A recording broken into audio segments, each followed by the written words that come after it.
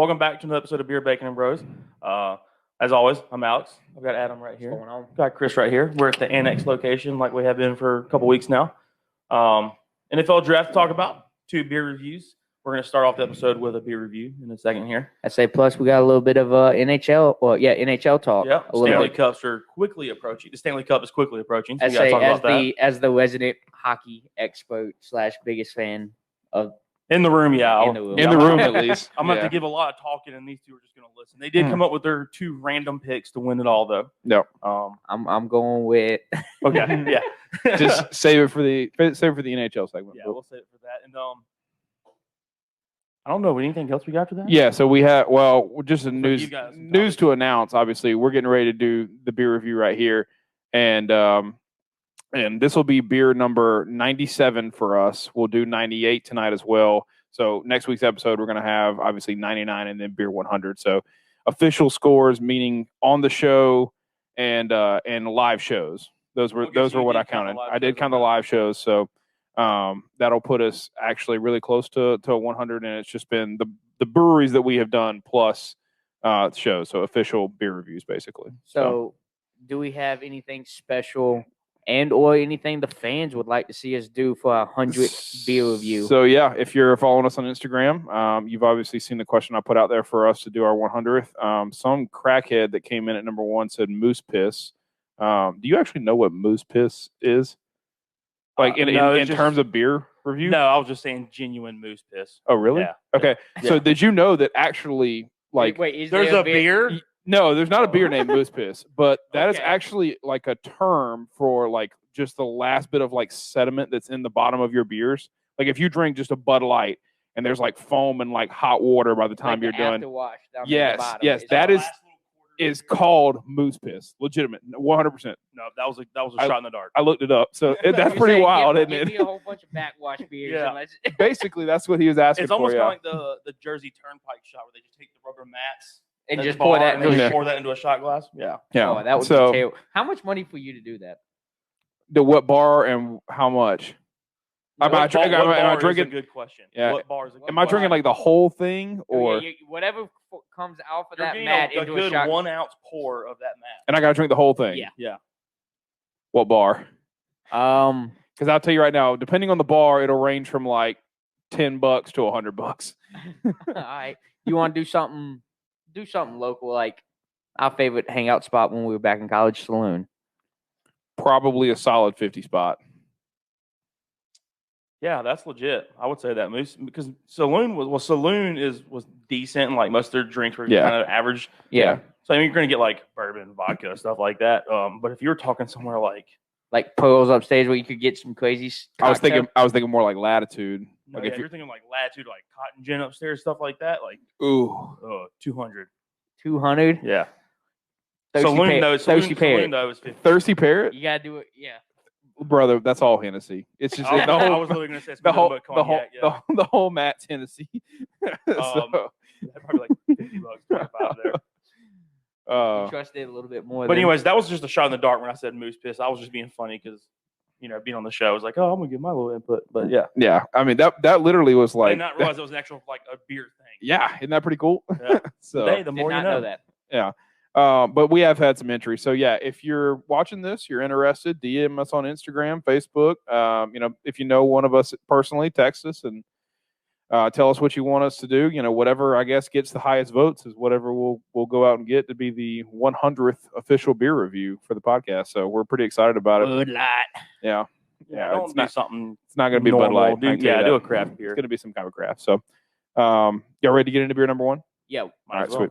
So beer number 1 for tonight, coming from Great Divide Brewing. I think we've actually done something from Great Divide before. I have to look back on our chart. I think we have. I think it was a darker style. This was quite interesting when I picked it up. A Margarita Goza. So I'm glad we saved this for tonight's episode and hadn't done this later in the or earlier in this 6-pack. Yeah, because at the time of this recording, it is May 4th. And therefore, this is in honor of Cinco de Mayo tomorrow. Is it really May 4th? I thought it was May 3rd. No, it's May 4th. Oh, yeah. Okay. All right, sweet. Have you not seen all the May the 4th be with you memes today? You are right. Come on, man. So, so this will be our Cinco de Mayo beer review, I guess. So we'll see how this goes. I'm interested. Any personal upfront feelings on this? I feel like it's gonna have a like a heavy, maybe not a heavy lime taste, but not quite as heavy as that. I was gonna say, I think for it to be a margarita beer, it's gonna have to be a gose or a sour. So I think they're off to a good start there. Well, goses are typically like, so sours obviously have that bite, that sour to it. Yeah. Goses typically carry a lot of salt to them. So I think this could actually turn out pretty good. Like salty lime. Yeah. So I feel like this is going to remind us of the Mexican lager that we had from Hazelwood. Or this is going to be like the lime golden ale from Still Hands, where it's just a lot of lime.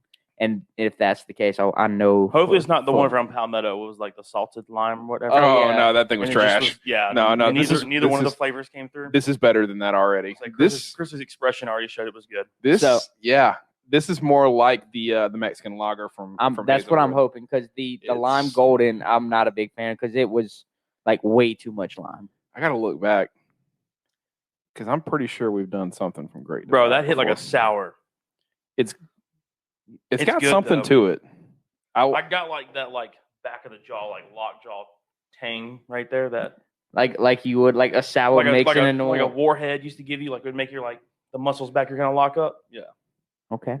We've done a Great Divide Oktoberfest lager, and it was Zach was actually on the show with us. Oh, sweet. Yeah, we almost had Zach on tonight for the NHL talk, but we gave general sevens, basically average of maybe like 7.3 for the Great Divide Oktoberfest lager. But so those that are just listening to the podcast, you can always check us out on YouTube and see our actual live reactions to this. Yeah, we'll have them up for you, and we'll have the videos posted shortly after. This is really good. See, I like this. I like this. They did well. This is something I would really drink in the sun too. Oh yeah, you're on the lake, you're on the ocean. Like when I drink margaritas, usually if it's a good one, that first sip is kind of got that sour like twang to it. Yeah, but then the second sip, it's not really there, and that's what I got when I took the second sip. It doesn't hit as hard because your taste buds have gotten used to that little shot. that first shot of like lime and I guess like how sour mix, whatever you want to consider it. Yeah. But of course, this doesn't have. I feel like this would be good with a shot of tequila in it, though. Yeah. I feel like this would.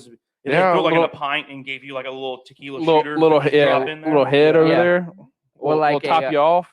Like when you get like a Corona Rita, like if you could put this in a bottle and then stick this into a margarita mix, I feel like this would be really good. It could get dangerous. It could dangerous. Very dangerous. So, but yeah, this is they did very, very good. I mean, it tastes just like a margarita should taste. I feel like without, I've had without, of course, the tequila bite. Yeah, I feel like I personally had a darker beer from Great Divide, and it was pretty good. So I can't remember what it was though. Yeah, that's excellent. That's excellent. A little paragraph on the side. It says, "Go for it." For this Tank Farm release, we captured the vibe of the poolside cabana and paired it with the refreshing characteristics of a traditional sour German ale, partially aged in tequila barrels and enhanced with lime puree, Macroot lime leaf, and Himalayan pink salt. The end result is tart, got that, and dry with an abundance of citrus notes. Yeah, they nailed this. Yeah.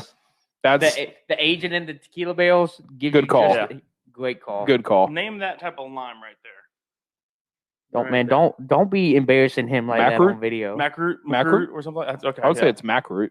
It's spelled Makrut. Yeah, I would call it Macroot. So we're not English professionals. We're just beer review professionals. We're just beer drinkers. Yeah. None of us three graduated with an English degree. I can promise you that. Yeah. I mean, I was close. I was like, guys. Yeah, someone's got engineering, one's criminal justice, and then one's sports. So yeah, pretty much. There's really not much English involved in that. So I'll go ahead and give this a score though. Yeah, go ahead. 8.5. 8.5. Okay. This is excellent beer. This is very. Get some more sips in. I'm gonna do it an injustice after that. Well, it is really good. It is a really good beer. Don't get me wrong. That's a really good beer. That's the best. This is a really good summer beer. We've always talked about that. This is a great summer beer.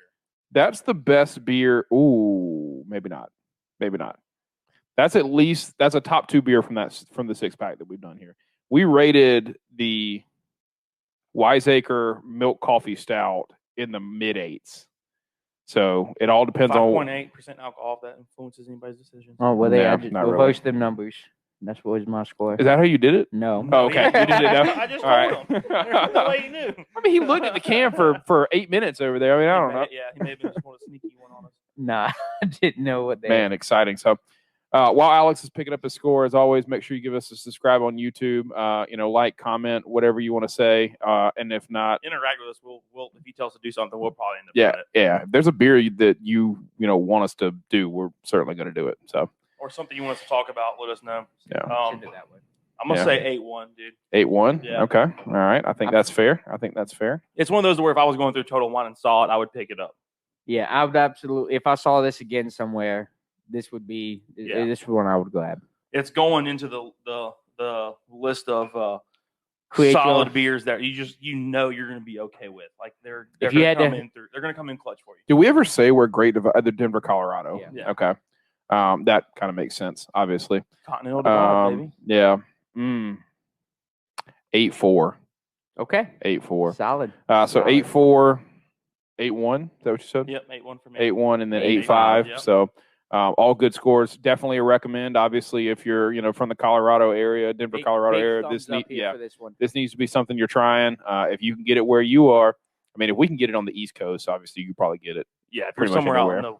the Midwest area. closer to the Midwest and South Carolina, Yeah. you're going to be able to get this beer. Yeah. So definitely recommend. Any final notes you guys want to go on that one? Nah, that I don't know. They did a very good job though of like capturing the margarita flavor without overdoing it, either in the salt, in the lime, whatever that traditional margarita flavor is that you think of. They did a very great job of capturing it in a beer form. Yeah.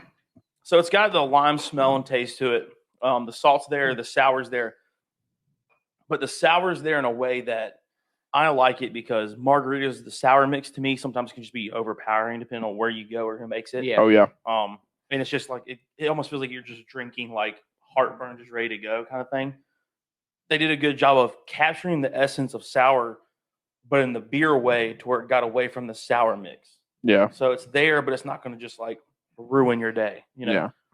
I like it. I mean, like I said before we even tried it, gozas are typically kind of salty. So I was expecting this, especially in a margarita, to be kind of salty. But you're right. It does have that sour mix to it that you get in a traditional margarita. So, I mean, A1 job, Great Divide. This is the best beer we've It's a had. good one. If you like margaritas, Yeah. that beer right there is good for you. Best beer we've had in at least 3 shows. Oh So, yeah, guaranteed. You What was want there? NHL or NFL first? Let's do NHL real quick. I feel like that's going to be a lot quicker. It's going to be a lot of Alex talking here, and a lot of us listening. I got some smart inputs on this. All right, All right, people know we'll jump things. into the NHL. All right, I'll get this pulled up on the computer for everybody for my associates to see. Yeah, here. cool. Because definitely- I didn't know the My team. co-associates. I didn't know the team names. I saw the logos. Could understand the logos, but didn't know 100% the Red Wings are going this year. Probably the winning. Red Wings. Are they the No. worst? No, they're already eliminated. Yeah, I was about to say. They're not I thought even in the playoffs. I thought they were literally the worst team. So No, I think Buffalo has every right to be called the worst team in the league right now. They've only won 14 games. that's yeah. rough. Yeah, Buffalo is Nope. definitely the worst. No one learned that. So, Yeah. well, welcome to NHL playoff talk. Obviously, as we've mentioned before, if you're a follower of the show, Alex is 125% the NHL guy in the group. Not that Adam and I don't, obviously know teams and understand how hockey works. We're just not as deep a follower. So, Alex, a Pittsburgh Penguin fan, so a multi-time champion. He knows what that feels like. Mm-hmm. I've seen three Stanley Cups being hoisted by the Penguins In your enjoy lifetime, that. right? Yes, in my lifetime. Have they won more since before you were born? I don't know if they were like a powerhouse in the 80s yeah. and 70s. So when Mario Lemieux was here, he won a few. So yeah. Okay. Yeah. All right. How many total does Pittsburgh have in Stanley Cup? It should be 5. I think Lemieux won 2. Okay, Yeah. so they have almost just as many Stanley Cups as they do Super Bowls. Yeah. Yeah. Dallas can't say that. Mario Lemieux is a god No. among men when it comes to hockey outside of Gretzky. Obviously, it's like there's Gretzky. He's like, actually, he's God. And then there's like Marlon Mew. He's like a little archangel. He's like right there. Yeah. Okay. So he's like Michael. Yeah. Yeah. Okay. Exactly. All right, Marlon cool. Mew was a player for the Pittsburgh Penguins for the longest time. Bought the team, retired because he actually couldn't even like bend over to tie skates. Yikes. And then have the rookie come in and tie skates for him? He was retired for a few years, and his kids were like, "We never saw you play hockey." And he was like, "Okay," and went back to the league and actually played hockey as a owner of the team, and also played with Sidney Crosby for like a year or two. Dang. Yeah, because his kids were like, "We never saw you play hockey," and he was like, "I'll fix that." So I did just a little bit of NHL research yesterday and today. What you thinking? How old do you think Sidney Crosby is without looking? If you look at his face, you're like 17. He's like 35, isn't he? I'm gonna say he's actually like. Is he older than that? You think? No, because he came to the league like young. Because he's been in the league what, probably 14 years? 2005. Yeah, he's been in the league for 16 years now. I was close. I said 14. Yeah, he's spent like 1 year like. But he was probably in, like, what, the weird 18, like Canadian league. He was like what, probably 18, 19 in the league. I'm gonna say 38, the oldest. He's 33. Okay, but doesn't he feel like he's 40 years old? Yeah, he feels like. I feel like he is the Tom Brady of the NHL right now. Like no, that's playing. That's like Chara and Gretzky. Like Gretzky's obviously. You look at him, you're like, that dude's old. Yeah. I'm gonna say Chara's like 40. Not isn't he? Gretzky. Ovechkin. Sorry. Ovechkin. Yeah. Well, Gretzky is old. Chara's getting up there. That's why he just got traded from the Bruins and stuff because they were just going like, you need to leave away. Yeah, Chara was born in 77, and he's still playing. So that 44 almost. Yeah. Yeah. Wow. Yeah, 44. Yeah. Guys, that makes me feel good about Crosby. That dude is 6'9", 250 and playing hockey. Yeah, he's 6'9" without the skates. Yeah, he's like 7'2" on skates. Yeah. Brother, you could have been in the NBA. How did you not know that, man? Chara was one of the. Chara's Look, one of the biggest dudes I out know there. there's some big guys and there's some really small guys in hockey. I know there's guys that are like 5'8", 170. He's by far the largest dude in the NHL. But I mean, at the same time, like, good Lord, my guy, you are a power forward. Yeah. Look at the NBA contracts that are going on right now. You could have had that. Yeah. There's no way you're getting paid that much in the NHL. But yeah. Do y'all want to? What do y'all want to talk about in the NHL? Because I know you two were kind of all right. blind compared to me. So to explain this to our listeners, and I want to make sure that I'm getting this right too, because not everybody follows hockey, but there's 16 teams that go into the playoffs now in hockey. I know they changed it last year. Yes. They changed it last year, and this year is a little bit different just because of COVID. Canada was not allowing sports. In, right? Canada just was like, you're not coming in and out of the country. We're just not allowing it. So a lot of these teams that were in Canada, well, not a lot of teams, a few teams that were in Canada moved to United States venues and houses, facilities and stuff like that. And so they actually even had to change up how the actual divisions were set up as well. Okay. So they did. I think they also changed the amount of playoff spots as well. I don't think it was related, but it just happened to fall together. Okay. Because I know there's 4 from each division essentially. Well, actually, yeah. Now it does make sense. It's 4 from each division now. Being the Central, East, West, and North. Yeah. Yeah. So you're getting 16 teams now. Okay. Because what I thought it was the top 3 in each division, or thought what I read said top 3 in each division, and then 2 of the highest overalls from there. So essentially, you could have 5 teams from the North and 3 teams from the West, and that makes up the 8 of the 16 from that side of the NHL, conference in the NHL. So I think it's how it was before, but I think with the COVID, it's just 4 and 4. It's 4 okay. throughout. Yeah, cool. It's 4 from the 4 conferences. Cool. Yeah. Well, the only division that has locked up their playoff spots is the East, which has got the Capitals, the Penguins, the Bruins, and the Islanders. Everyone else in the East has been eliminated. From my research, I would say that's the best conference in hockey, or the best division in hockey. I would say yes, most well-rounded. Yeah. Between those top 4 teams, there's not much separation whatsoever. What is it? 3 games? Yeah. Total? You got a 52? What, no? 33, I mean, you 34, can even 31, just look 31. at the points. The points alone. Yeah. The Capitals leading at 71, and then the Islanders bringing up last at 67. 4 point difference. That's nothing. It's 2 games. From 1 to 4, yeah, that's so minute. And when it comes to hockey, 3 for a win, 1 for a tie. Yeah. So, yeah. I mean, essentially, you could make that 4 points up in 2 games. Yeah. It's also the only division in hockey that currently has 3 teams with 30 wins or 4 teams with 30 wins in it. Yeah. Like the conference, the Central has 3 teams with 35 wins, and then the rest of them have like mid-20s, right? So that's why just from looking at it, especially on paper, I would say the East it's the most is well-rounded. Yeah. Okay.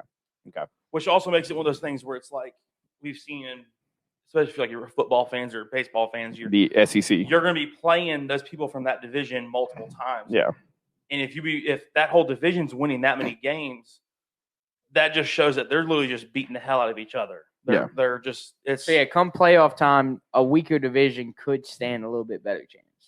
They could, but if the right team comes out of the East, it's going to be I think the actual division that's going to be tough to beat is Toronto and Edmonton coming out of the North.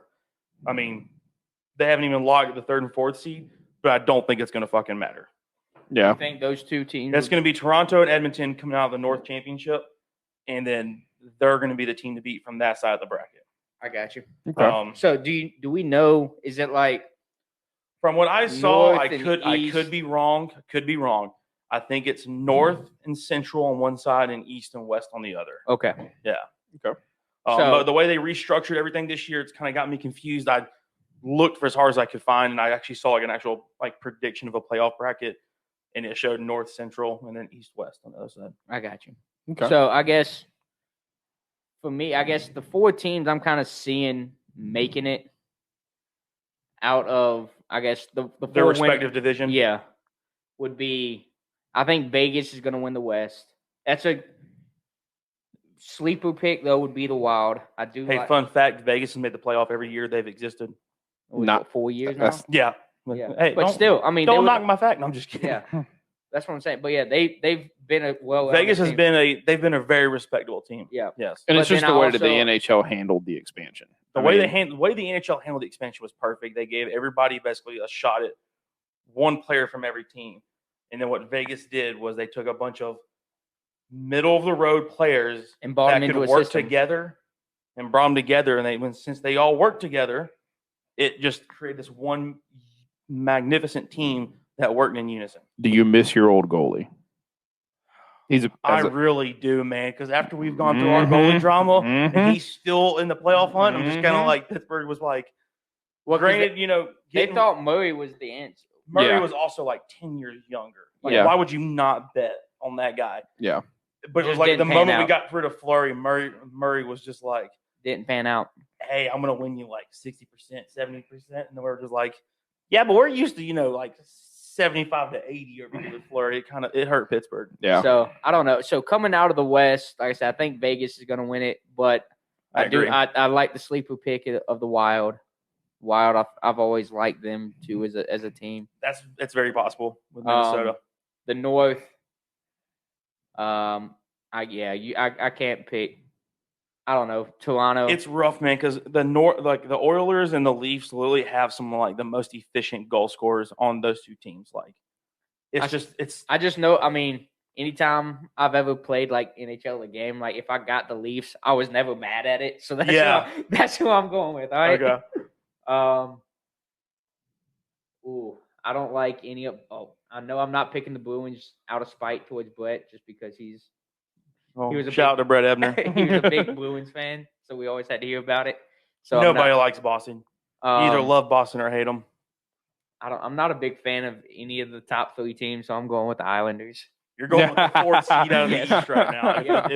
If hockey ended right now, you're going with the 4th seed. Yeah, okay. But I mean, last year's playoffs, all the upsets happened. Hey, last year's, I think it was last year. It was last year. Where Pittsburgh and Toronto, they were like, these are going to be the 2 teams. And was it Toronto last year? No, it was Tampa. It was Tampa. Sorry, yeah. Tampa and Pittsburgh were coming out hot. Tampa was coming out like super freaking hot. Tampa had lost like 11 games or something. Yeah, it was crazy, a ridiculous amount. Yeah, and then both Pittsburgh and Tampa ended up getting swept in the first round. Yeah. So I'm going with it again though. Like I'm not a fan of the Capitals. Like they got good players. I'm just not a fan, mainly because of their fan base too. I feel like the Capitals have a lot of just across the board, just well-rounded players. So and then just the deep-seated hatred for Pittsburgh. In Oh being, my being a God. being In all a sports. Cowboys In fan, all sports. being a Dallas professional sports fan, I can understand it. So yeah, just so we're going with the Islanders. Yeah, that's that Dallas-Pittsburgh rivalry right there. So you're I- going with the I was New York gonna- Islanders. I was in the gonna East. ask him if he can actually name the mascot of the Dallas hockey team without looking, but I realized it's like Dallas Stars. it's right there in front of him too. It's like literally Well, in the no, division in front Dallas of Stars is well known. him. Okay. I mean, yeah, it was the Dallas. I mean, I You do know what it was before? It was just the Stars. Yeah, that was in when like I remember playing like 09 NHL, and that was Yeah, they were the just North Stars. Yeah, Interesting. before they moved. Interesting. And then I like the Lightning, and I would like to see the Panthers kind of make a run at it because I feel like they've been bad for so long now that they're number 2 in the Central. Yeah, so like with the Central here, it's very interesting because the Hurricanes are obviously just like looking at their record, very very hot. hot. But when it comes to playoff experience, very I don't think they've got enough to carry them. Like you're the hot team on the block, but playoff hockey's a whole different world, man. I just don't think they're gonna have enough to carry them through. Out of the Central, I think Tampa Bay is gonna pull it off because I think they're just gonna try to like Experience you. their experience, Yeah. but I think they're also just pissed off with that bitter taste in their mouth. Oh From yeah. last year. Revenge You know, from last year. They've got that revenge mindset. Who do you think makes this 4th seed though out of the Central between Dallas and Nashville? It's got to be Nashville, right? It's only what 1 game separation. With 10 to go Yeah. No, there's or 10 days to go. 10 days to But go. there's only, Depending like- on their schedules. Yeah. But I think Dallas has 2 or 3 more games than Nashville does because of during the season COVID. Yeah. I think Dallas has a genuine shot because depending on who they're playing their schedule, most of those teams are going to take days off. They're going to be they may have their main skaters out there, but they're really out there just in a practice mindset, not a let's win this game mindset. Yeah, you know? for like Dallas, this is a win. We go to the playoffs. But I where think- everybody else, and so same for Nashville. Like Nashville's got to be in that same mindset of we have to go out and win to make the playoffs. If not, I will be sitting watching Dallas at home. But I'm going to call it Nashville secures the playoff spot by 1 point. 1 point. Nashville's going to squeak it out. Do you think it's going to come down to like last game of the I think year? it's going to be like one of these teams watching the other team's last game, like Trying to figure this out. is if we go or not. Yeah, Damn. That'd be awesome. and see that's just like that stuff happens in baseball all the time. When it Oh, comes, yeah. like, in October, like they're literally in the clubhouse like watching the game. I think that's going to be the same thing that happens. I think Tampa Bay is going to take the Central. Out of the East, I'm going to have to go Pittsburgh. I'm a Pittsburgh fan. Out of the North, I'm an Oilers fan, man. I was looking at like a lot of the stuff that their individual player stats and stuff like that, and I think the Oilers are going to be a good sleeper. Vegas is taking the West, no doubt about it. Yeah, without I doubt. think that's what's going to happen there. Interesting. I think So if you're like, yeah, the Hurricanes look like a good bet, but I think if you wanted to go for like an underdog bet on winning it all, I would say the Oilers. That'd be my like. You put like $50 down and win like a couple grand. yeah, It's the Oilers. I got all right. But I I was gonna think- say, what do you think The teams that come out of the North versus the Central are going to be the teams to beat. So I it's got either you. going to be either Edmonton or Tampa Bay winning it all. So, like, everybody's sleeping on the Hurricanes because I feel like the Hurricanes have the best record They've in, got the best record but in I just- hockey. Playoff hockey is just so different, man. Yeah. It's just that mentality that you're. So I was about to say. So you saying who are you calling in the finals, and then who are you calling winning it? So in the finals, it's going to be if it is the actual true North versus Central coming out of one side. I think it's going to be Tampa Bay making it to the finals, and then now the East and the West matchup. If that's how it lays out, I think Vegas. Okay. I think Vegas will get through. Fan favorite, I would love to see Vegas win it. But I say because did they make the yeah, championship their first year in existence, they made the NHL finals. okay? But they didn't ended up win it. losing They ended up losing. Yeah. I say 'cause Did you give your predictions No, on I who? did. Okay. So North Central coming it out of That's again if that's how it lays out. Yeah, if if it doesn't, it- we'll go to Instagram. But corrections. yeah. If it comes out that way, I'm going to go with the Leaves coming out of that side. Out of the North, and then going past the Central teams as well.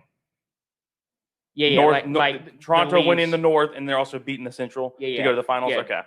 The Leaves are in the finals playing. Oh, it's probably going to be like, I think it's probably going to be either the Capitals, Pittsburgh, or Boston. I don't want that to happen. Well, of those three, which one do you want to see win? We'll say that's not really narrowing it down there. I would probably see Washington. Okay. Washington. Of those three, as much as I want to hate to admit it, it's not like Washington lost a whole lot. Yeah, I from mean, 14 games. Yeah. Or I mean, yeah. Well, from their championship team to now, they lost a few players, but it's not like they lost the key guys. Yeah. So I think Washington leaves in the finals, and I'm going to get and the trophy's going up north. It's going to the Leafs. Yeah. Wow. Taking it back to Canada. Yep. Unfortunately. Okay. How long has it been since Canada won a Stanley Cup? It's been a while, hasn't it? It has been. Was Vancouver the last team? I think it was the Canucks. Yeah. Yeah. I'll look it on my phone, Chris, while you run through your predictions. Yeah, so I'm actually not very far off of Alex. I was gonna go with Nashville winning the Central. I was gonna go with Washington winning the East. Winning the Central? Or sorry, Tampa winning the Central. My bad. They're not even in there yet. Yeah, my bad. Playing games. Time out. Okay. But Tampa winning the Central. On that right there. Yeah. Playing hockey. Yeah, I might have just spoke the future. But Tampa winning the Central. Would be ecstatic if that happened. Yeah, I don't even want to. Tampa winning the Central, Washington winning the East, Toronto winning the West, or not the West, sorry, the North, and then Vegas actually winning the West. And I have Vegas and Washington, or not Vegas, Washington, Toronto and Vegas facing off.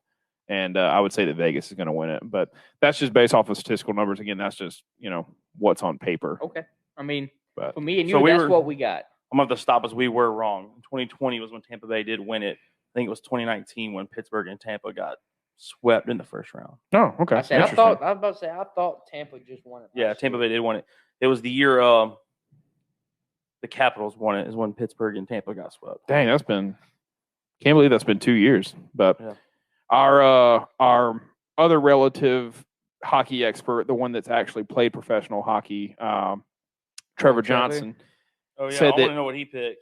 Washington was going to win it all. Okay. He also likes Colorado's chances, who's underneath Vegas out there in the West. So the old Avalanche. Yeah, the guy that's actually played professional hockey. Yeah. So he might know a little bit more than me at least. In 2018, the Capitals won it. Yeah. Okay. Last year Tampa Bay won it.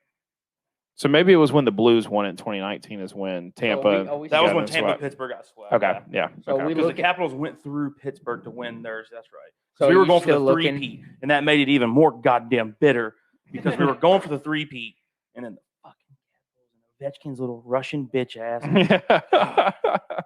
All right, so who was the last Canadian team to win it? I'm looking it up. Probably in the whole 90s. Point of you looking that up. I know, but I got into the whole of Dude, it's wild. It's a while. It's like 91, I think. Yeah. No, Montreal Canadiens in 1993. 93. Yeah. Hey, I wasn't far for a non-hockey guy. Just saying. So the Canucks hadn't even won one then. No, they've got them. But I meant in recent history. No. Actually, I don't know if they've got one. Because the Montreal Canadiens, they were dominant for the longest time. I forget what the dude's name is that played there for Montreal. But he played for like 40 years. You remember when you thought this was going to be a short talk right here at the NHL? Yeah. Man, you want to know the team I hate to see do bad though? If someone gave you $50 to name every single NHL team, they'll give you 30 seconds to look over this. Do you think you could? I could get close. You get close? I think how many is it? 30 teams? It's 30 teams. 30, yeah. Or 31. No, you're right. With 31, Vegas, it's 31. Yeah, I think I could get close. Because, they're adding the Kraken. They're making it 32. They're adding the Seattle Kraken. But no. That's going to be my hockey team, by the way. Saying it on video right now here. Vancouver has never won a Stanley Cup. Sucks to suck. Yeah. San Jose Sharks. I've also always liked the San Jose Sharks. San Jose was really big when the Penguins won their back-to-back. It's like we always had to meet San Jose somewhere. That was because I remember there was always a guy, like I said, this was like 08, 09 NHL game, whatever it was, that was on San Jose, began with an M. Can't remember his last name again. But was fantastic on the game. I was like, It's a pretty good team. I was never mad when I got to play with San Jose. No. I'm on video. Seattle Kraken will be my hockey NHL team. Yeah, they'll be my official. Will you get more involved in hockey? No, probably not. But they're just. I mean, they're going to be. Your team. Yeah. So I'm saying it right here before the teams ever even played a game, in case they ever win a championship in the future. They're my team. So I'm wanting to say the famous hockey player I'm thinking of for the Canadian Habs was So yeah, they're actually called the Montreal Canadiens, but like the little like H they get is like the Habs. It's like their little like the nickname for the ethnic people of the like Montreal. Oh, okay. Habs, yeah. All right.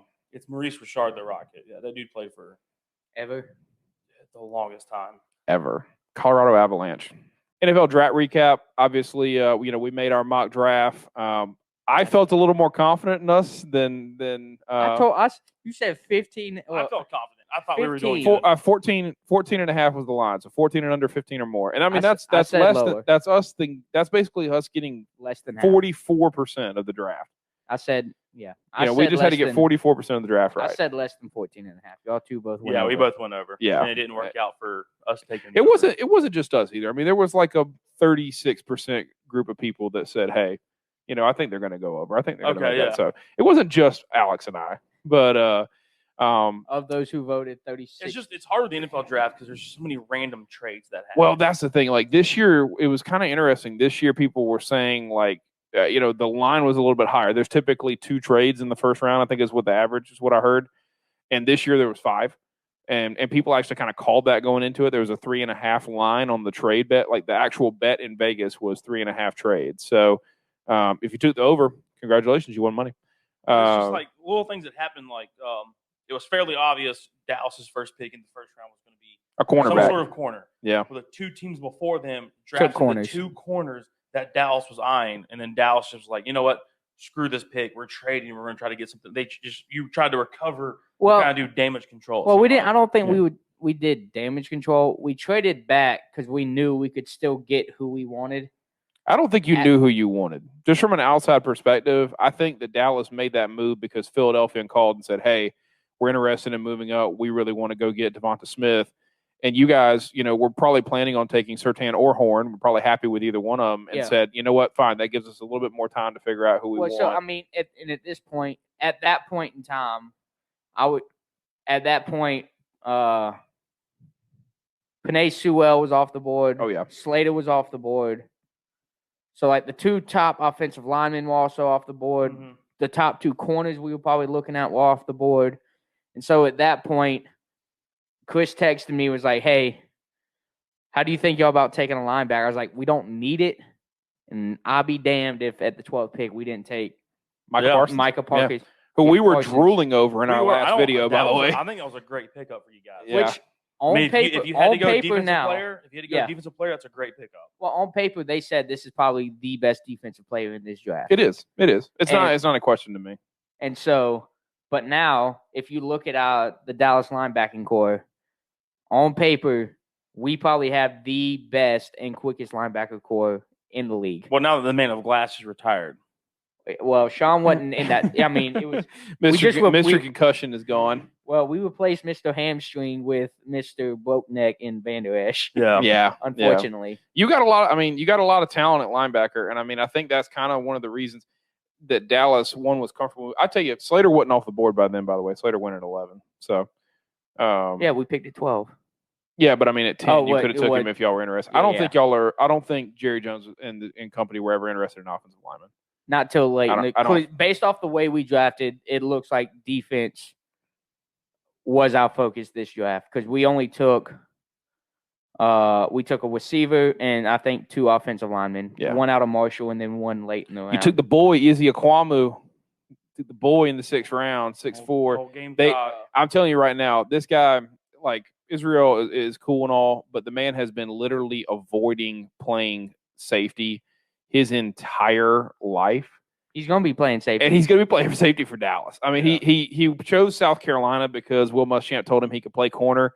And then, we let him play corner. And then he learns how to play safety a little bit this past year because of, hamstring injuries and stuff like that. And then finally, I mean, hate to say it, they're switching that man to a safety. And he could be a really good safety. I mean, he's 6'4", 212. Yeah, like, he's a big boy. He could be a really good safety. So. He's a big corner. would make, I think, a very good, stronger free safety. But yeah, so over under was 14.5. Ended up with only getting 6 right. We look like some idiots, but it's okay. So we got what? The first 2 right. We got the first 2 right. We said a lot of things. Like we said in the video, you can go back and watch it. We got evidence of it. We said it's Trey Lance or Mac Jones. Ended up being Trey Lance. We said when we got to 5, it's Penny Sewell or it's Jamar Chase. You know, the thing was trending that Jamar Chase was starting to become the hot name just because of the Joe Burrow connection.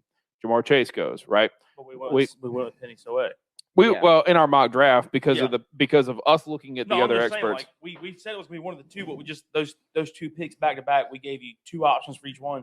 Yeah. We ended up just picking the wrong option. Yeah. And I mean, we got to 6, and we said, you know, I said that I didn't think there was any way in the world Penny Sewell was getting past 6 at Miami because I mean, Tua needs a left tackle, and if it wasn't because they traded away. Well, I thought they picked up was it Tunsil?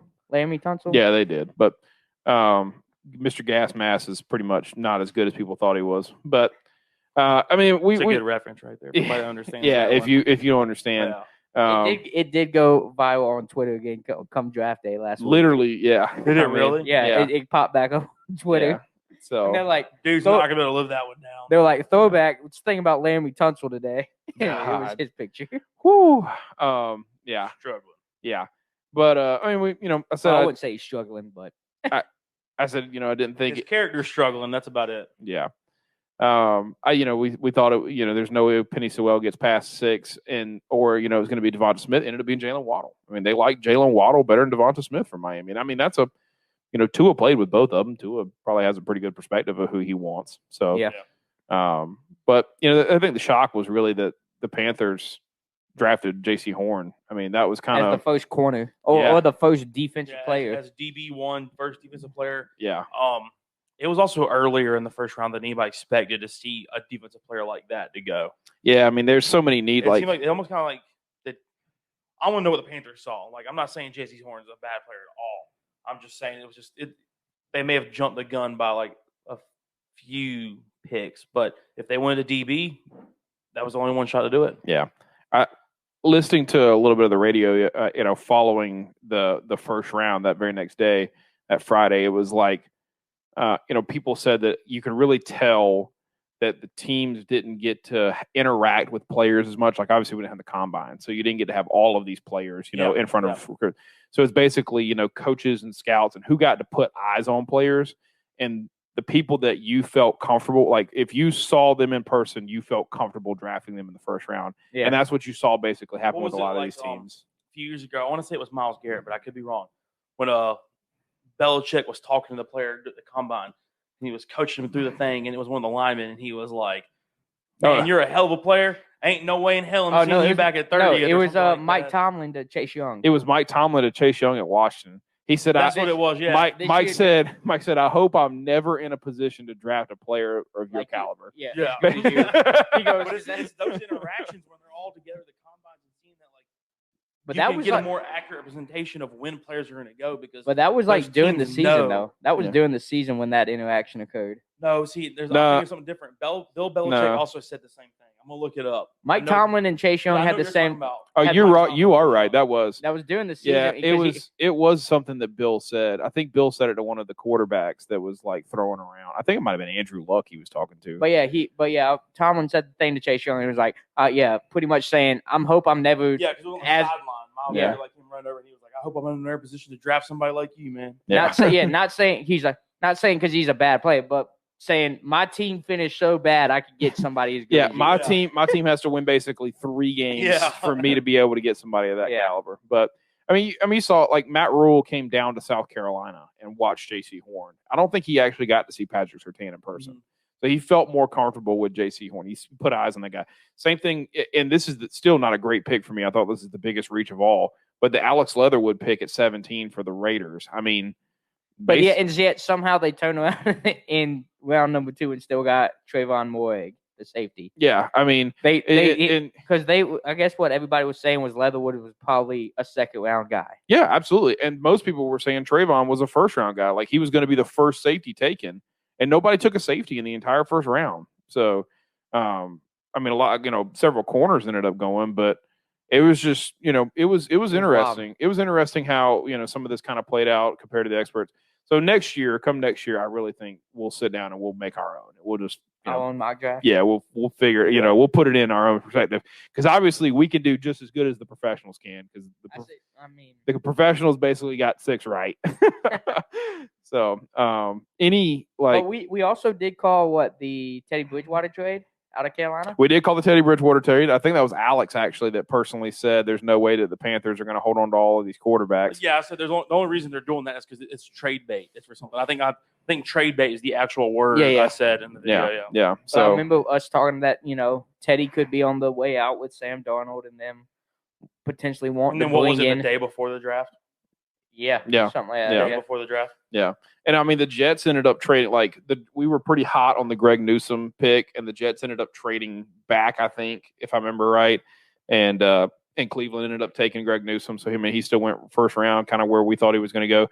We nailed the Pittsburgh pick. I mean, we said it was Najee Harris, and I mean that was pick it was one of those 24. Things, so yeah, it was one of those things we knew at 24 Pittsburgh was drafting, and we talked about on the show, and we talked about before going into it, watching it in my house. We were like, if it gets to pick 19 or 18, and he's not gone, there's no chance he's getting picked because the teams between 18 and 24, they needed something other than running back. They did not need a running back. Yeah. There was no did we get the Kwity Paye pick right? Do we remember, or did he go later than we thought? No, we had him going in the 20s though, right? No, we had him going to the Vikings, and the Vikings ended up trading back, and Kwity ended up getting picked by Indianapolis. We said that Indy was going to take a defensive end. We said it was going to be Russo from Miami. It ended up being Kwity Paye. Gotcha. Yeah, but when we said Kwity was going to go, what number was it when we said it? It was 13. He ended up going. He went in the 20s, I thought. 21. Yeah. Okay, so he did fall a little bit more. Yeah, he fell a bit. He pulled a Brady Quinn. And I mean, what ended up happening is that Brady Quinn. No, he didn't pull a Brady Quinn. He's going to be better than Brady Quinn. What ended up happening basically is that you saw, and most of those defensive ends were very interchangeable. It was kind of depending on what team liked them the best. You ended up seeing Jalen Phillips go a little bit higher. Greg Russo went, and then Kwity Paye went, and surprisingly, I mean, Zach Collins actually went a little bit higher than we were projecting him. We had him going to Green Bay later, and Collins went 16 at Arizona. So the best thing watching it with Christian and Zach, both of them being Green Bay fans. Oh my God, I'm so sorry. They were both in the living room saying, I've got so many questions for Zach on his professional sports. Anything but a corner, anything but a DB, anything, literally anything. It could have been a kicker, and they would have been out. They would have been. What do? They take Eric Stokes out of Georgia. And what's the saddest part? He's not even the best corner out of Georgia alone. Exactly. I mean, immediately, the think about Jacksonville. The moment the first round ended, Jacksonville was like, "Yep, we're taking Tyson Campbell. We're done. All right, we'll go to bed, guys. We'll go ahead and plan our 3rd round pick." I mean, it was immediately they were like, all right, this guy felt. I mean, not only Green Bay didn't choose the best corner on the board, they didn't choose the best corner from the same damn school. Yeah. So I mean, they wanted anything but a corner, and I'll be damned if they did. And I laughed so hard when Eric Stokes came up, and they were like, "Well, fuck," and just turned the TV off and walked out. I mean, it's what was it then? It's bad. It's bad for Green Bay. We were giving Devin a little bit of crap about Cleveland. Because Cleveland Devin did the same thing the first round too, didn't they? No. I mean, they kind of did what Devin wanted a lot. Like Devin wanted Zach Collins, which was never going to happen, and then he wanted Jeremiah Owesu, the linebacker from Notre Dame, who we also did have going in the first round, but ended up falling to the 2nd round. Jeremiah Komoe Wesu or whatever. Yeah. It's a 3 hyphen name. Well, Devin also wanted the damn Penn State. Oh, he wanted Micah Pearsons. we were like, there's no shot in hell he's falling all the way back. I was like, Devin, this guy Parsons was not going past 20th. When it got to 10, I told Devin, I was sitting right next to him. I said, Dallas will take this man. No, they're not taking this man, blah, blah, blah. And they traded back. I was like, okay, maybe they're not. Get back at 12. I was like, nah, Dallas is probably actually taking this guy. I mean, there was no way this guy's falling to 26. And then he's praising for Zach Collins. He wants to rush outside linebacker for Tulsa. I'm like, Devin, that man's going 16 to Arizona. Like, I actually stood there as Arizona got ready to pick. I was like, They're taking Zach Collins. It made sense. He's a 3-4 rush outside linebacker. I mean, fit their scheme. It fits their scheme. Right into their scheme. Yeah, and what do? They take him. And then he's wanting Jeremiah. He gets the chance to get him there, but they let him slide. They ended up taking Greg Newsome. He was happy with it. I mean, he knows. It was a solid pick. Yeah, Greg Newsome's a very good corner. I mean, he's arguably 4th or 5th corner, in the draft. So who did they have listed as like the 3rd best corner? Caleb Farley. Oh yeah, that's right, the Virginia Tech guy. Ended up being number 3. What was the draft pick that I called? Do you remember? We kind of made a big deal about it. It was something about it was. Like on the day of the draft, or like we were in the living room. I'm trying to remember it. Popped up and I was like, "Oh, I guarantee they're taking this player." It was kind of a little bit off the wall, but it wasn't too far. It wasn't Chicago moving up. We all called the Mac Jones call. Was it Detroit taken? I swear, was it not me calling Micah Parsons going to Dallas? I don't think so. I think it was you. I think he's right. Maybe it was you calling Penny Sewell, and I said it's got to be a receiver. Because it was Penny Sewell, yeah. Because Detroit, I mean, they have nobody, and they didn't get anybody. I mean, they literally I had to pull it up and look exactly because I had it on my phone. I don't think Detroit actually took a wide receiver in the NFL draft. So, and they don't have. They have nobody. They let all their. Okay, talking about a team that never took a receiver. So talking about a team that decided to take a receiver in the first round when their linemen let their star quarterback blow his ACL last year. Yeah. And they were like, no, we don't need offensive linemen. We want with receiver, the freaking Bengals. Cincinnati. Don't know what they were thinking. It was a pick before, wasn't it? It was 2 picks before. It was Miami. Detroit went at 7? Yeah. Okay. Miami. It was. Because I thought it went. No, Miami was 6. Cincinnati was 5. Okay, so it was. I was about to say, I thought it went receivers back to back. And then. And I mean, Detroit didn't take a wide receiver until the 4th round. They let their top 2 wide receivers who make up 2,000 yards worth of production. Where did he go to school, and what is he? 4th round receivers don't usually. Amon-Ra St. Brown he's from Southern California. He's actually a pretty good receiver. I mean, I remember his name That's just selectively. Weird, receivers usually don't last that long. You know what I'm saying? They're usually picked up before that. I feel like. But there are a lot of decent receivers compared to a lot of decent linemen. Yeah. Or a good offensive lineman, or harder to come by than a receiver you can train, or somebody you can make. Exactly. Like, it kind of goes like what we're saying. Like, what your point pitches into what we're saying is you're better off going for the lineman in the first round than you are trying to say, hey, let's get a receiver. Then hopefully we can get a decent lineman in the 2nd and 3rd round. Like, those linemen are going to be gone, son. Like, you've got no shot. Funny stat. And it's on the spectrum of what we're talking about. The highest percent of position that is re-signed after their first re-signed by the team that they're drafted by in the first round is offensive lineman. The lowest percent is receiver. 13% of receivers that are drafted in the first round actually sign their second contract with the same team. Yeah. Also, I saw a stat that came through. I guess it was, on the NFL Instagram page. Penn State now has the most linebackers in the NFL. That doesn't surprise me. Penn State produces linebackers. Not a question about it. Big Ten actually really produces a lot of linebackers. Like, they're obviously. Like the Watt brothers? Well, those are defensive ends technically. But I mean, I understand that. But really, TJ came out as a linebacker. Yeah, TJ came out as a linebacker. He's a rush outside linebacker.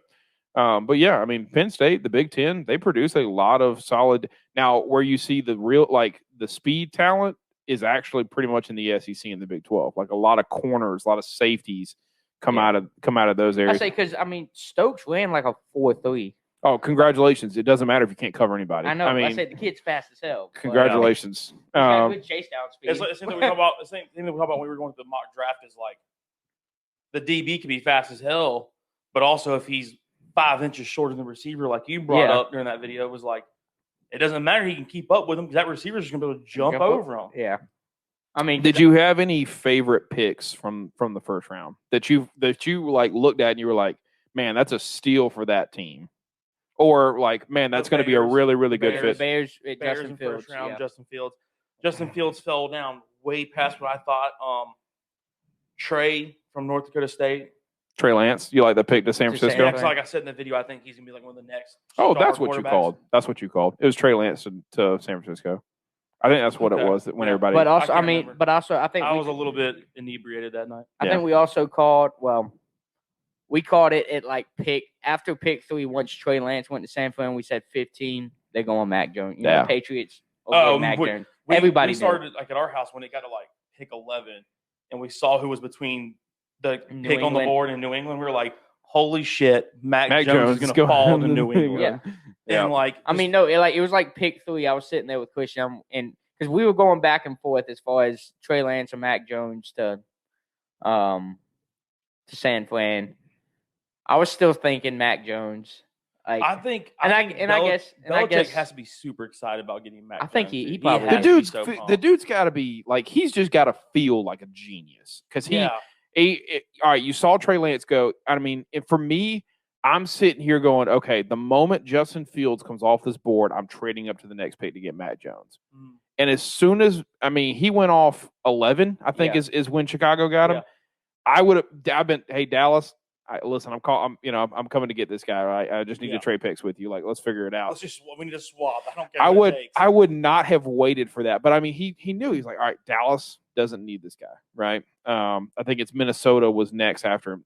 Has Kirk Cousins, right?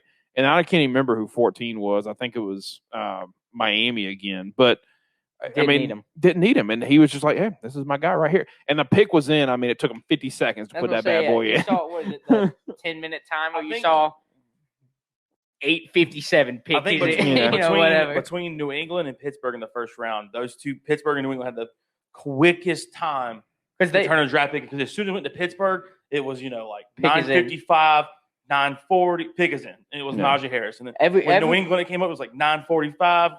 Pick is in. Everybody. So I think they got who they wanted, and they were patient. It's really, really, really well done. They were both very, very patient to go get the guy. They knew who they wanted, and they knew that the guys in front of them really. They were kind of willing to kind of gamble a bit, like, hey, we're gonna kind of hopefully teeter through this and not have to trade up. Yeah. Because, like you said, for the most part, the teams that picked ahead of Pittsburgh. None of them were in dire need of a running back. Washington did. Pittsburgh at 24, the first 5 teams in front of them, 19, didn't need one. So all Pittsburgh had to do was make it to 19, 20. I thought Washington at 19 was going to take a running back. I thought that was the moment. Sketchy. Yeah, that was the moment where it could have really. But they could have very well taken Travis Etienne, and you still would have been. What was crazy though is when Pittsburgh took Najee Harris. Jacksonville immediately took Travis Etienne. Travis Etienne. Yeah, they were like, "Oh God, all the running backs are going." Yeah. So just like any fantasy draft. League. Yeah. What did you pick first? Well, the first 12 picks were running backs. Yeah. Yeah. So or you jumped the gun and you took Aaron Rodgers in the first round of a fantasy draft. Did y'all keep up with any of the following rounds? I tried to watch the second round and the only time I really paid attention was when you were giving me updates on the Steelers because as far as the second and third. After that, I just lose complete interest in NFL drafts. After the when the 4th through the 7th were going on during the day, I didn't watch it. Yeah, but the 2nd and the 3rd that happened that Friday night, I was trying to keep up with what we got. Yeah, same. Yeah. I didn't get to obviously look over every single pick. I kind of looked at where some of the quarterbacks went. I thought it was interesting that Kellen Mond went to Minnesota in the second round. Houston. I feel really, really bad for the Houston Texans. Obviously, Deshaun Watson is probably not going to play anymore for the Houston Texans. They didn't have a pick until the literal 3rd round. Immediately took the top quarterback, and it was nobody. So, most of the quarterbacks are gone. You've made trades to get rid of your 1st and 2nd pick, and then that same year your franchise quarterback is like, "Hey, I'm leaving." You're trying to you have to bite the bullet on that. Yeah. And then Kyle Trask going to Tampa, I think is really interesting. Obviously, Kyle Trask has a lot of talent. Sitting behind Tom Brady for a year or two, possibly. This could be really good for him personally, and for Tampa fans. I thought, what do you think about Atlanta getting, Kyle Pitts at 4?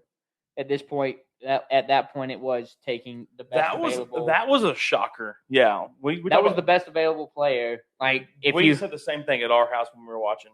That is the best available player. That's what they drafted. So now, but they didn't. They didn't need somebody in the receiving core. But after the fact, they went. I guess whoever does draft grades, they gave Atlanta the number 1 draft class. They said Atlanta had the best draft class. Well, I'm looking over it now. They took Richie Grant, which is one of the top 3 safeties from UCF, with the 8th pick in the 2nd round.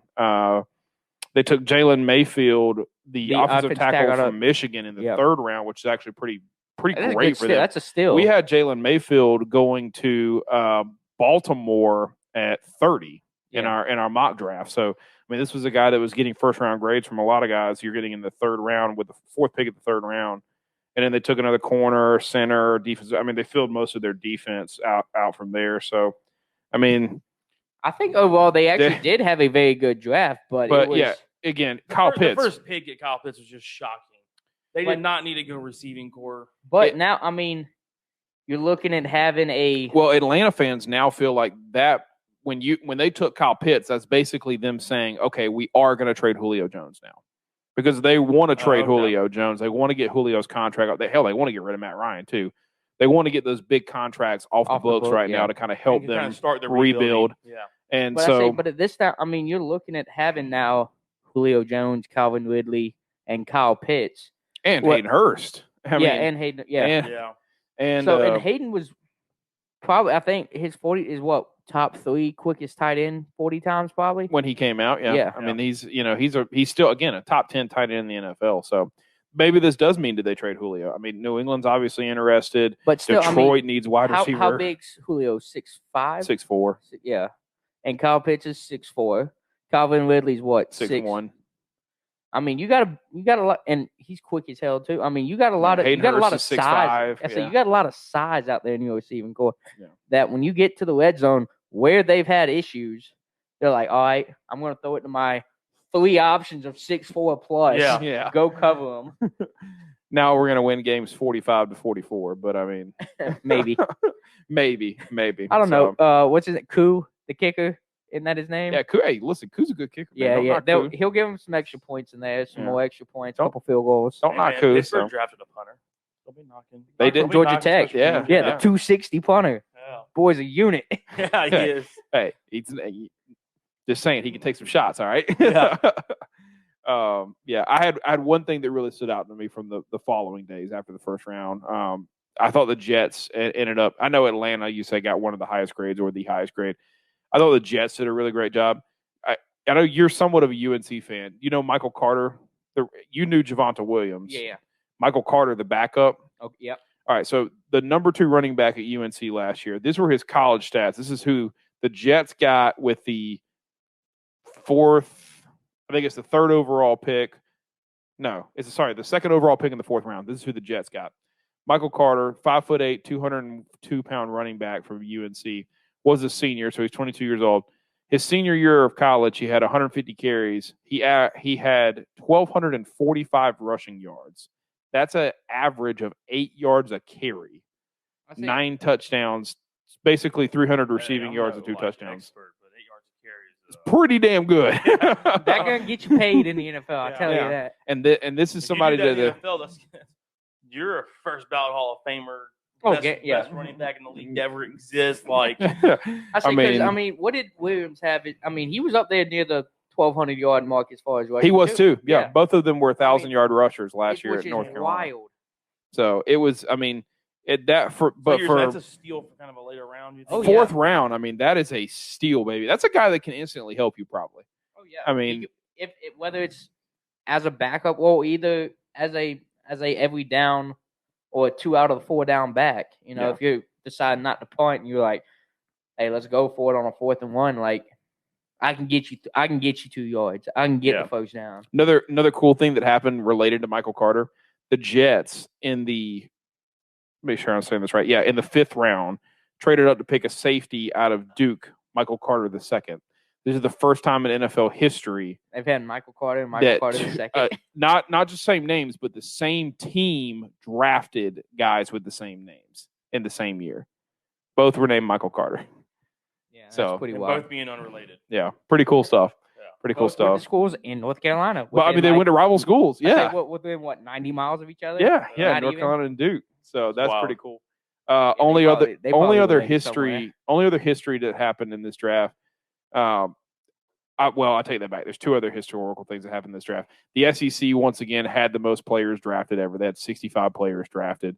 It's the first time in the SEC's history that every single school, all 14 member schools, had at least one player drafted, which is pretty cool. And then Alabama. Who did Vandy have? Vandy had a safety drafted, I think. Okay. Or they had a defensive tackle drafted to Indianapolis. I got you.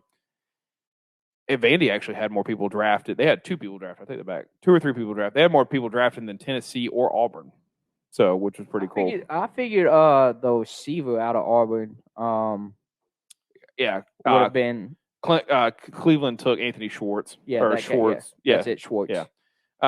And one final thing on the receivers as well, actually. Alabama became the first team in the history of football to have 2 wide receivers drafted in the first round in back-to-back years. Yeah, I mean, Jesus. Yeah, Tua had a stable of 4 first-rounders. Yeah. To throw to it, Alabama. Yeah, that was literally in the history of football. Alabama is the first team. And Alabama also tied Miami's record of for 6 players getting 6 drafted players in the first round. Yep. Yeah. Crazy. I mean, Alabama's just turning the talent. That's why kids are going there. How good? You may not like Nick Saban's coaching, but you know the odds of you going to the NFL if you're in a skill position high. are freaking phenomenal. How good was LSU in 2019? Yeah. To beat Alabama and go win a national championship, and now all these players are coming out of those teams. But that was just wild. So again, we had fun with it. We appreciate the views, and it was fun. We didn't get a whole lot right, but it was fun. So what we got here? We have. All right, so this is the official 98th beer we're reviewing on Beer Bacon and Bros. Little round of applause. We got one episode left for hitting our 100th. This is going to be the Delirium Red Belgian Ale with cherry and elderberry. It is actually imported. It actually is from Belgium. Yep. Chris Abel got it international. A true Belgian ale. Yeah. Yeah. Belgian Family Breweries, little organizations, gave their little stamp of approval on it. 8% alcohol by volume and a 1.9 fluid ounce tall boy. So a couple of these are going to get you going. Right. Yeah, you're going to feel you're going to feel something. Does it say like what brewery or whatever, or is it just that family stamp, whatever? I think it doesn't. I'm not saying anything. Is Belgium Red brewed by Family Brewery HUYGHE. I'm not going to try to pronounce that. Yeah. You can also go to, actually, no, it's Delirium. Delirium, yeah, there's www.delirium.be. Yeah. Okay. Their little website. All right, crack that thing. Yeah. I was trying to read it, man. He was admiring it, man. He's like, damn, this is from Belgium, man. This has got to be good, right? It's good international beer. Yeah. Shipped all the way over here. Yeah, if you're ever watching us from Belgium, shout out to you guys. You do have good beers.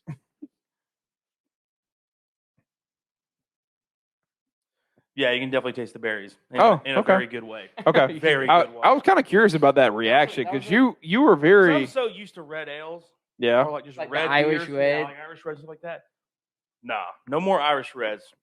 Belgian boys know what they're doing making reds. That's all I'm saying. Give me the Delirium no more red. Irish reds. I want the Belgian reds. Yeah, cherry and elderberry come through there. Very good. Cherry first, almost immediately followed by the elderberry, overpowering it. You'll get it. That's a good one. That is, yeah, I agree. Cherry, as it's like hitting your mouth, and then almost immediately turns into elderberry. Yeah. Yeah. If you had to describe elderberry though as what flavor is that? I have no idea. So it almost kind of has like that sweet to it, but it's bitter, not in a way that it's like a bitter sour or a bitter tart. Like it's kind of more like would you compare it to like a blackberry or something like that? Like what? Yeah, you can get it to where it's not. It's like because you get those blackberries that they're just not sweet at all. Yeah, well, it's kind of one of those. Because I guess. I don't know what elderberry is supposed to taste like. I don't think I've had. With the essence I'm getting from the beer, it's the cherry comes in sweet. It's almost kind of like Sour Patch Kids. Like it's first they're sweet, then they're sour kind of thing. Yeah. But it's not a sour. It's just more of a sweet kind of bitter taste. So is it like a blackberry almost? That's- Or yeah, like I a guess- blue? Yeah, what he just said. Yeah. Yeah. So I guess that's kind of like if I had to equate it to something, it would be similar to the realm of a blackberry. But yeah, it's a cherry definitely hits you first, and then it's followed by this blackberry-esque flavor. It's definitely a berry that's not super sweet at all.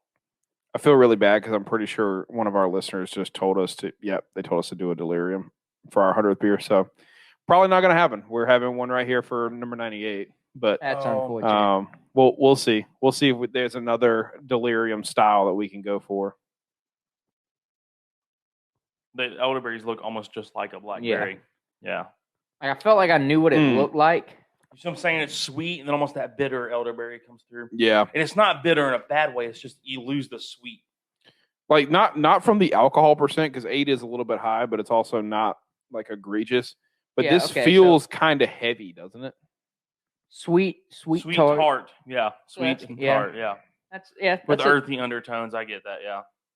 That's a solid way to describe it. So yeah.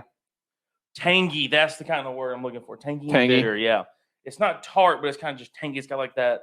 It stings, or like not stings, but you have like that sensation in your mouth, like on your tongue and on the sides of your mouth, like but not overpowering. No, I mean it just feels a little heavy. It like.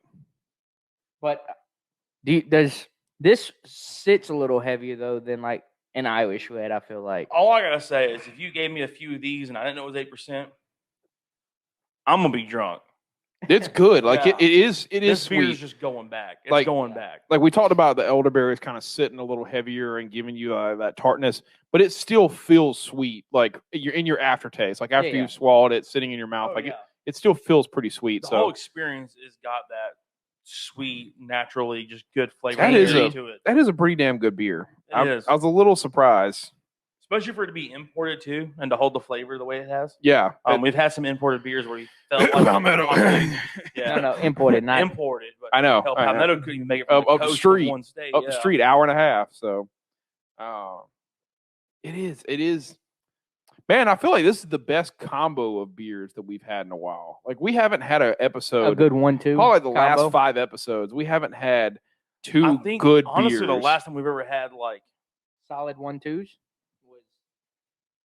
It had been a live show. Had to have been a live show because mathematically we're going to have 2 good beers in it. Well, no, I mean you think about it. We had the Five Sisters. That's probably the last time that we've had really 2 high quality beers. Is when we did the Five Sisters. A live show.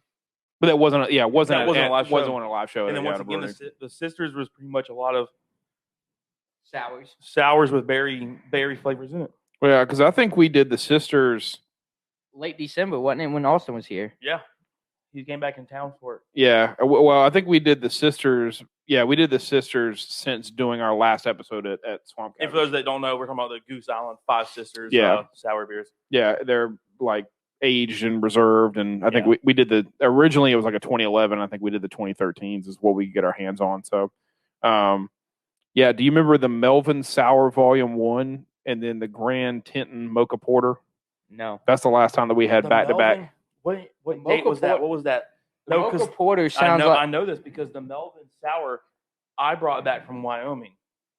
That's the last time that we had 2 really high. Was the Mocha the week before we had the what we were saying? No, these are actually both Wyoming breweries. We did them in the same episode together. Melvin off the top of my head. Yeah, I don't remember. We gave mid-8s Grand Tinton.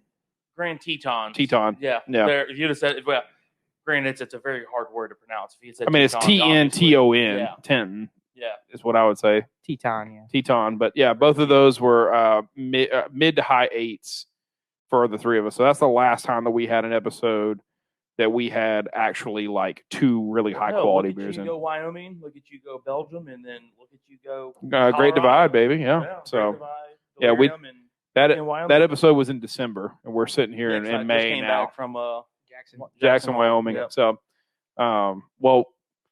here we are in first part of May. Yeah, so that tells you how we score beers a little bit. I'm also not saying that we've had bad beers in between, but we've never had really an We're episode we're talking basically both beers were just very satisfying. Yeah, we're talking mid-8s and above, basically. Yeah. Like or just 8s in general. Well, yeah, that's what I'm assuming Eights and is that above. this is probably going to get in the 8s for some of us. For those that don't know, I'm just going to say it again, like we said in other episodes. Actually, you don't even have to because it's on YouTube now. You can see our scoring and how we do it. It's a little separate video, a minute and a half long. Check it out on YouTube. Okay, yeah. Even better. Go look at that out.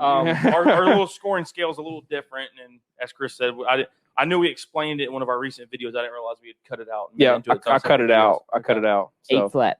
8 flat for you? 8 flat. Okay. All right. So we have a beer. If it's around, if Flying Saucer was still around and this was on tap as one of the 200 beers, if you were at this brewery in Belgium, is this the first beer that you're taking? Yes, because it's something I know. Boom, that's an 8. Yeah. There you go. I'm going 8.5. I think that's higher than the margarita. Oh. I say I gave the margarita 8.1. I'm giving this an 8.5. All right, so we rotated. Mm-hmm. We flip flop pretty much. Yep. Because I really like that margarita though. Yeah.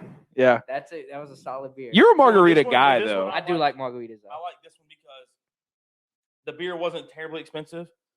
8% alcohol is going to pack a punch, and it's a pint. It's a pint.